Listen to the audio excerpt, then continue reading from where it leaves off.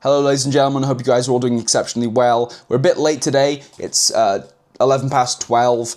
We're going to be reading for 20 minutes. I've been going viral on TikTok and that's been fucking crazy. Genuinely fucking insane. I'm up at like 113,000 followers and point something, and my Twitter has finally broken 12,000 followers. It went down to 11.8 thousand, and then because of all this, it's gone up to 12.1. It's for crazy. I've never been that high before. It's really, really cool. I'm very, very lucky, very appreciative of it. So yeah, awesome stuff. In any case, we're going to be reading today. I've just been really happy with that, and things have just taken a little bit more time. Also, my voice feels much better. But we're going to get to reading because I need to get to bed. So stay dreaming, look after yourself, fuck ICE, fuck Trump, fuck AI, let's get moving. We were last left off with some game jam stuff, and now into practicing your craft. So, you don't need to develop practicing your craft. You don't need to develop an entire game to keep honing your skills. You can practice and refine your craft in plenty of ways without diving into a full project. For instance, you can work on creating a detailed spreadsheet to track game mechanics or design elements, sketch out a storyboard to map out a narrative or level progression, or build a simple prototype to test core gameplay. Tools like Twine and ChatGPT.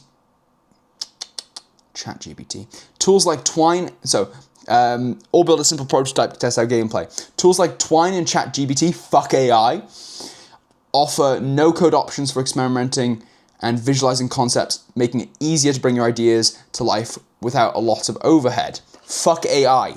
I actually would genuinely burn this book or like bin it or whatever because it is promoting the use of AI. Of course, this is probably written, it was published in 2025, so it was probably written like well before that in the early boom of like generative AI. Seriously, do not fuck with generative AI. It is stealing. That's what it is. Generative AI cannot produce anything original. It can only steal and then try to copy. Fuck generative AI. The people who you love seeing the artwork for suffer because you use generative AI. Fuck you if you use generative AI. It is literally just good at doing horrible things. It is never used for good things because when given that much power, you will do the worst with it. There is no scenario where it's acceptable. Fuck generative AI. Tip. Though these are less hands-on methods, monitoring others or writing about your design processes can also help you. Processes always throws me off with how many S's are in it. Tip. Though these are less hands-on methods, monitoring others or writing about your design processes can also help you hone your expertise. Explaining your ideas and guiding others through their own projects helps solidify your understanding and exposes you to new perspectives. Acing the design interview. I've had lots of opportunities to interview numerous candidates for companies like Niantic, Meta, and various smaller startups. That makes sense, actually. If they worked at Meta, that explains the ChatGPT angle. These interviews reveal a lot about a candidate's potential fit within a team. One of the most critical aspects is demonstrating your ability to communicate effectively. When you join a team, your success hinges on your ability to collaborate seamlessly and contribute meaningfully to the group's goals. A lot of words that were hyphened there, that's my bad. Although many of the candidates I've interviewed have shown great promise, they often fall short in a few key areas, providing specific examples, clearly explaining their contributions, and outlining their process. Here's what you can focus on during the interview to stand out. Now, I'm well away from trying to interview something. This is more of just an interest of mine, but we'll see. I do think that I could design some good games. Explain how you contributed. Own your achievements. It's important to be clear about what you specifically brought to the table. Many candidates tend to use we to describe team efforts, which can obscure their individual contributions. An interviewer wants to know what you did, how you worked with others, the challenges you overcame, and the strategies you employed. Having research and data to back up your decisions is a big plus too. Provide justification for your decisions. Simply stating that you decided Is it decided? Simply saying that you've decided, oh, okay, so it's justification of your decision, so yeah. Simply stating you've decided isn't enough. Hiring managers and interviewers are looking for insights into your thought process and rationale. Why did you choose a particular path? Did you use a player type framework, conduct play testing, or analyze data trends to inform your decisions? Explain your process. Showcase how you communicate and iterate with your team. What tools and methodologies did you use to refine your work? Did you employ charts, spreadsheets, or a custom design framework? If you've developed numerous puzzles, for instance, did you create a formula or set guidelines for your designs in order to scale up and create more puzzles easily in a cohesive manner? Interesting questions. Offer concrete examples. Rather than vaguely stating, I worked with an engineer, give a detailed account of how you collaborated. For instance, you may say, I worked closely with an engineer by first providing data to support a proposed change. Then I created a mock-up, proactively presented my work, and iterated based on the engineer's feedback and constraints. Afterwards, I tested their changes to ensure that everything functioned as expected in the build. Now, this is interesting, because this is obviously separating the individual parts of what game design is, because when you look at game design, as we mentioned previously, and as they've said, it is like a multifaceted thing. Like a game designer could be a level designer, or a story writer, or it could be a systems designer, or it could be a coder. And it looks like an engineer in this circumstance is a subset of game design. So it's like, I'm the engineer, I can build the thing. But in this instance, they're using like, if maybe your role is, I worked with an engineer, you gave them the data that would help with a certain problem, and if the change was made, it should project these results. They did the change, they did the actual coding or the infrastructure, and then you reviewed everything to see if it functioned as expected. Did it overcome the challenge or the problem that you were facing? Very interesting to see how that is kind of really emerging. Not everyone on a design team is in the coding software. Some people are like doing the other bits of it, and I think that's really important. Talk about who you've worked with. This demonstrates your ability to engage with people who have different experience and perspectives. For example, did you and a producer collaborate to create metrics for prioritizing features? Did you test engineers plural changes before they went? So that engineers with belonging to more than one threw me off there. Did you test engineers changes before they were integrated into the build? How did you test the user experience with user experience researchers, UXR? That's an interesting abbreviation. To plan player testing. How did you work with user experience researchers? See, look at all these names. You got user experience researchers, you got engineers, you got all these different things to plan player testing. Very interesting. Exploring game design elements. The one thing I will say about that is that it feels like it's not talking about these ones specifically. It's talking about something else, but it's not telling you what that something else is. I assume it's game designer, but all of these are game designers. Is it like the story thinker? Is it the systems thinker? It's not being very specific about what we are. It's just saying that there are these other jobs that you may liaise with, and to be specific about what you did when you liaised with them. Anyway, that's chapter 1, 68 pages. And now we're on to chapter 2, I assume. Exploring game design elements. Awesome.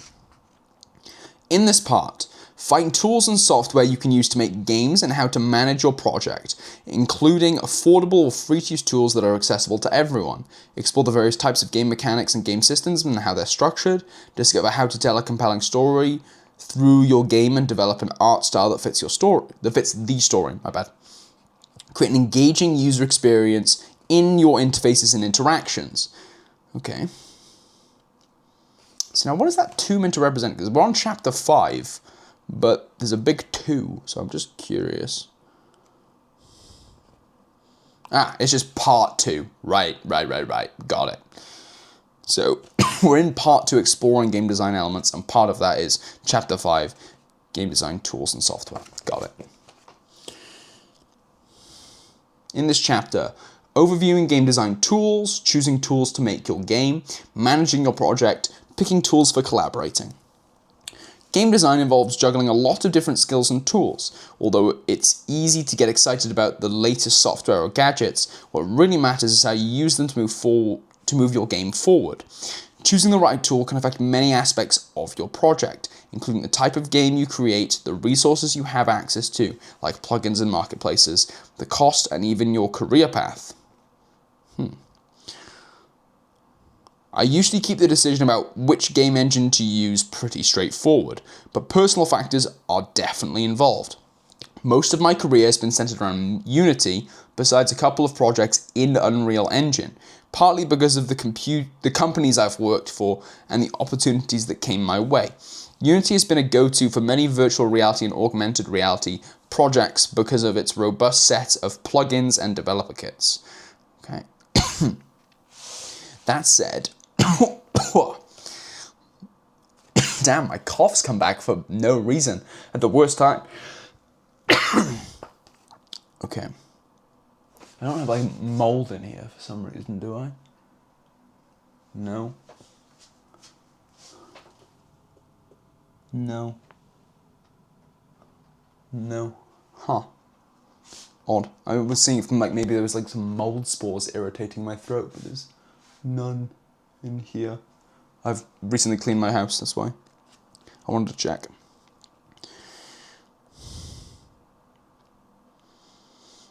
That said, my most recent project, Garden Walk, which is available on Android and iOS, was made using Godot. Godot is a cross-platform, free and open source game engine that we had never used prior to this project. We decided to dive into a new engine for this smaller project to get a feel for it and try something different. It has been a great way to explore new tools and expand our development skills. It's one of the things as well as is the specializations of each engine. Unity is like massively supported as far as I'm aware. Like it's had a lot of community stuff. Unreal Engine is the same, but it's also like, what do you want to do? If you want to do like open world games, or if you want to do story games, or if you want to do like set piece games, like what's the kind of thing? Unreal Engine is really good, I believe, for open worlds. That's why I think The Witcher 3 uses it. And even though it's not an open world, it is technically an open world, but it has instances. It has an overworld map, which is kind of open. But Expedition 33 uses it, and there's a few other ones as well. But like, if you're doing 3D open world, Unreal Engine 5 is like very good for that, I believe. And then Godot is a really interesting one because I've heard about it, and yeah, it's just like this. There's a little guy that is just very much in the conversation with those two other big names. Remember, your choice of game development tools should align with your project's needs and goals, as well as your personal preferences and maybe even your career aspirations. Warning, be cautious of getting caught up in shiny new tools or feature sets. What matters most effectively is how you can leverage them to bring your game to life and advance your skills. Gathering design tools. Tools for game development are always changing, with new software and updates popping up all the time. You may want to try out the latest tech, but remember the core principles of game design don't change. You want tools that work well for you and help you make progress on your game. Instead of chasing every new trend, focus on using tools you're familiar with that best support your ideas and help you move forward. Here's an overview of some of the types of tools you may encounter. I provide more details about them later in this chapter. Game engines. Unity and Unreal Engine are the go-tos for building and testing your game, but they let you put your ideas into action and see how they play out. You may even try your hand at Godot, an open source game engine. I just want to check. Open source, I believe, means that it is like not necessarily just free to download, but free to modify as well.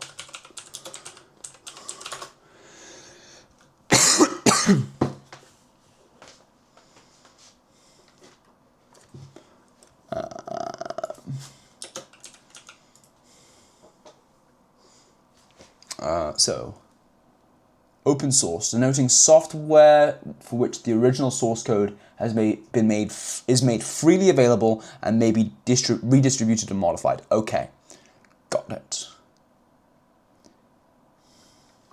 So it's like if you were to take a game if a game was open source, for instance, then the code, like obviously the developers coded it, but then they put it kind of out there, and other people would be able to modify the source code to do other things.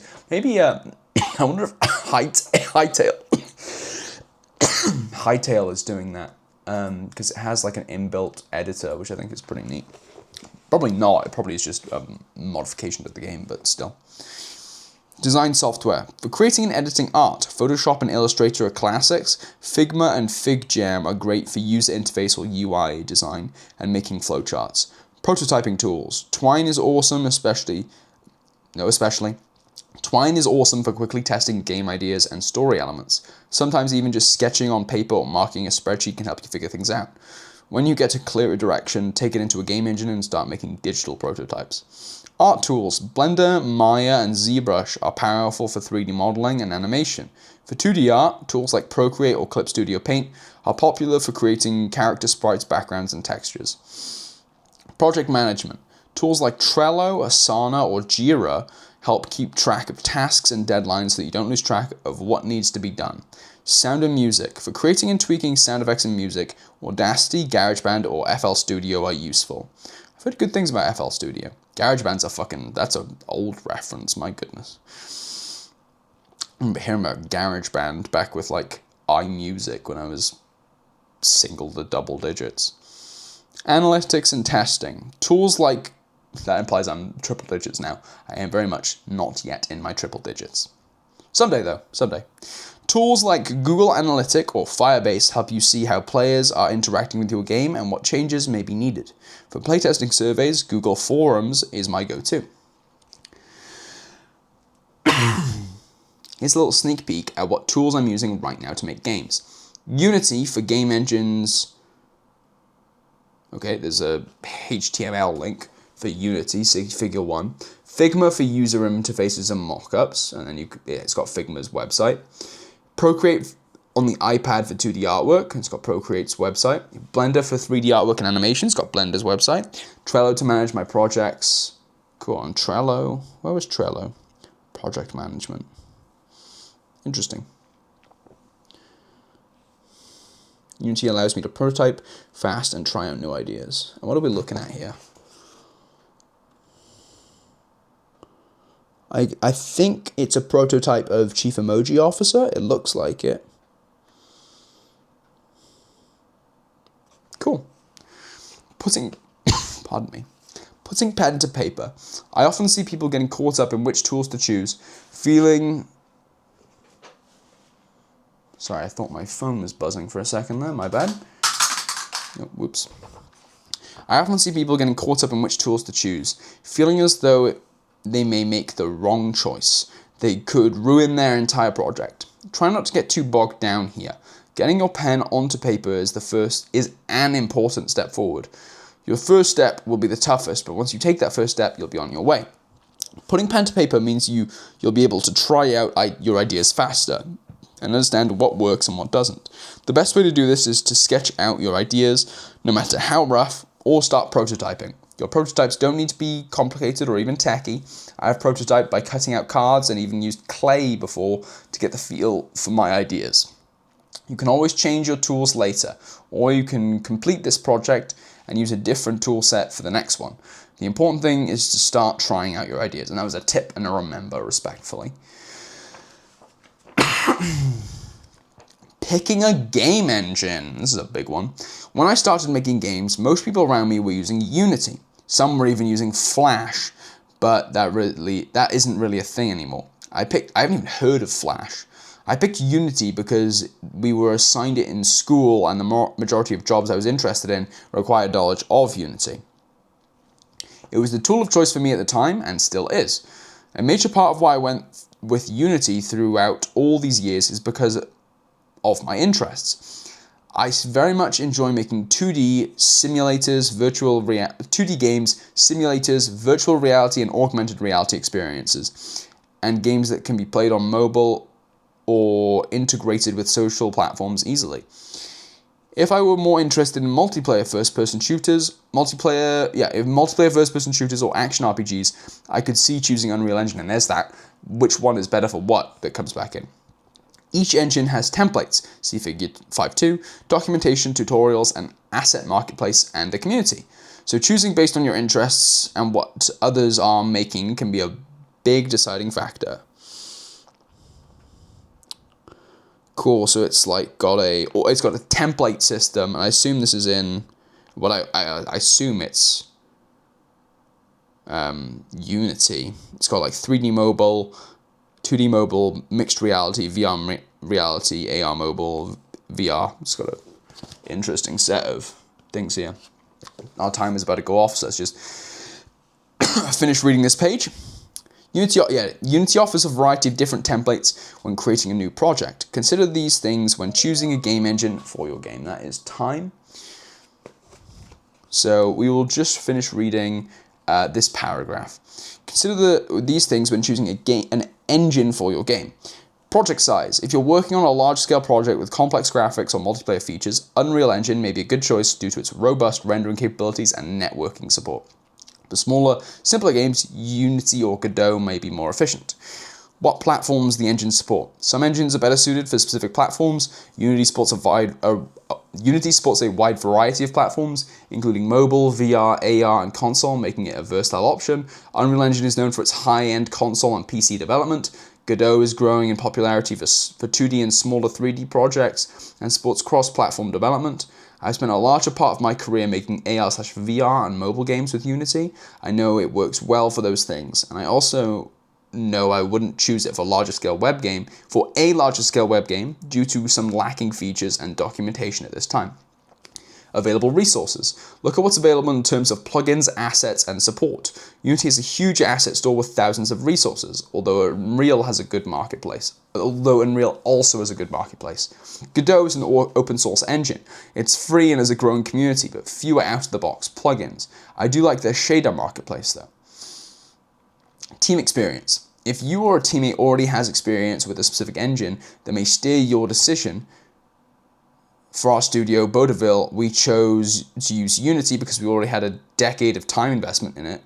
We knew how to do a lot already, and where we could cut corners. A team already familiar with a certain tool will be able to move faster by picking that same one.